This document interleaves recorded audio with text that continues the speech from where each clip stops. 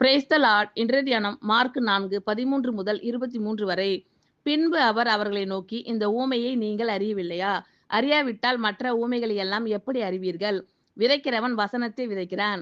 வசனத்தை கேட்டவுடனே சாத்தான் வந்து அவர்கள் இருதயங்களில் விதைக்கப்பட்ட வசனத்தை எடுத்து போடுகிறான். இவர்களே வசனம் விதைக்கப்படுகிற வழியருகானவர்கள்.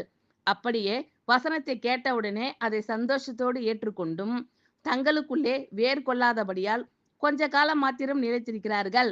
வசனத்தின் நிமித்தம் உபத்திரவமும் துன்பமும் உண்டானவுடனே இடறல் அடைகிறார்கள். இவர்களே கற்பாறை நிலத்தில் விதைக்கப்பட்டவர்கள். வசனத்தை கேட்டும் உலக கவலைகளும் ஐசுவரியத்தின் மயக்கமும் மற்றவர்களை பற்றி உண்டாகிற இச்சைகளும் உட்பிரவேசித்து வசனத்தை நெருக்கி போட அதனால் பலனற்று போகிறார்கள். இவர்களே முள்ளுள்ள இடங்களில் விதைக்கப்பட்டவர்கள்.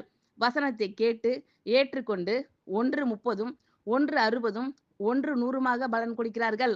இவர்களே நல்ல நிலத்தில் விதைக்கப்பட்டவர்கள் என்றார்.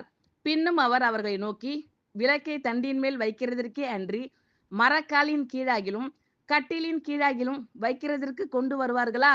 வெளியரங்கமாகாத அந்தரங்கமும் இல்லை, வெளிக்கு வராத மறைபொருளும் இல்லை. கேட்கிறதற்கு ஒருவன் காது உள்ளவனாய் இருந்தால் கேட்க கடவன் என்றார். பின்பு அவர் அவர்களை நோக்கி, இந்த ஊமையை நீங்கள் அறியவில்லையா? அறியாவிட்டால் மற்ற ஊமைகளை எல்லாம் எப்படி அறிவீர்கள்? விதைக்கிறவன் வசனத்தை விதைக்கிறான். வசனத்தை கேட்டவுடனே சாத்தான் வந்து அவர்கள் இருதயங்களில் விதைக்கப்பட்ட வசனத்தை எடுத்து போடுகிறான். இவர்களே வசனம் விதைக்கப்படுகிற வழியருகானவர்கள். அப்படியே வசனத்தை கேட்டவுடனே அதை சந்தோஷத்தோடு ஏற்றுக்கொண்டும் தங்களுக்குள்ளே வேர் கொள்ளாதபடியால் கொஞ்ச காலம் மாத்திரம் நிலைத்திருக்கிறார்கள். வசனத்தின் நிமித்தம் உபத்திரவமும் துன்பமும் உண்டான உடனே இடறல் அடைகிறார்கள். இவர்களே கற்பாறை நிலத்தில் விதைக்கப்பட்டவர்கள். வசனத்தை கேட்டும் உலக கவலைகளும் ஐசுவரியத்தின் மயக்கமும் மற்றவர்களை பற்றி உண்டாகிற இச்சைகளும் உட்பிரவேசித்து வசனத்தை நெருக்கி போட அதனால் பலனற்று போகிறார்கள்.